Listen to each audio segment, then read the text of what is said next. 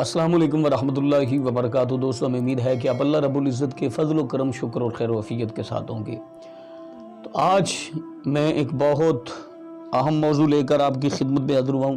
اس وقت میرے پاس موجود ہے نشر الطیب فی ذکر النبی الحبیب صلی اللہ تعالی علیہ وسلم، یہ کتاب، یہ ہے حکیم الامت حضرت مولانا اشرف علی تھانوی رحمت اللہ تعالی علیہ، ان کی لکھی ہوئی کتاب ہے۔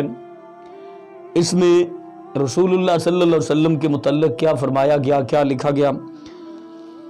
یہ فصل نمبر 1 ہے، نور محمدی کا بیان، نور محمدی کے بیان میں۔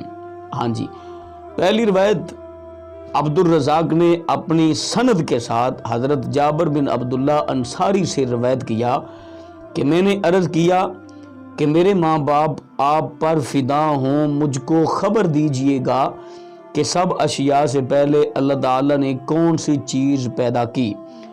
تو آپ نے فرمایا، اے جابر، اللہ تعالیٰ نے تمام اشیاء سے پہلے تیرے نبی کا نور اپنے نور سے پیدا فرمایا۔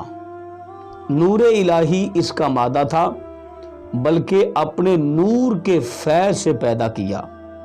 تو پھر وہ نور قدرت الہیہ سے جہاں اللہ تعالیٰ کو منظور ہوا سیر کرتا رہا۔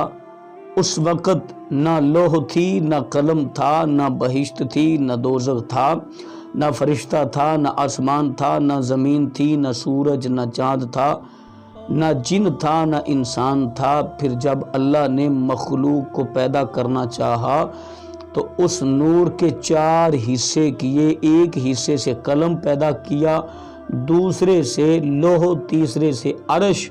یہاں پہ 2 چیزوں کا تو واضح طور پہ بیان مل گیا۔ نمبر 1 کہ اللہ رب العزت نے سب سے پہلے رسول اللہ صلی اللہ علیہ وسلم کے نور کی تخلیق فرمائی۔ اس وقت کچھ بھی نہیں تھا جب رسول اللہ صلی اللہ علیہ وسلم کا نور پیدا کیا گیا۔ اور دوسرا یہ کہ نبی پاک صلی اللہ علیہ وسلم نور ہیں۔ سبحان اللہ۔ تو آج کی ویڈیو کیسی لگی، کمنٹ باکس میں اپنی رائے کا اظہار دیجیے گا۔ اللہ نے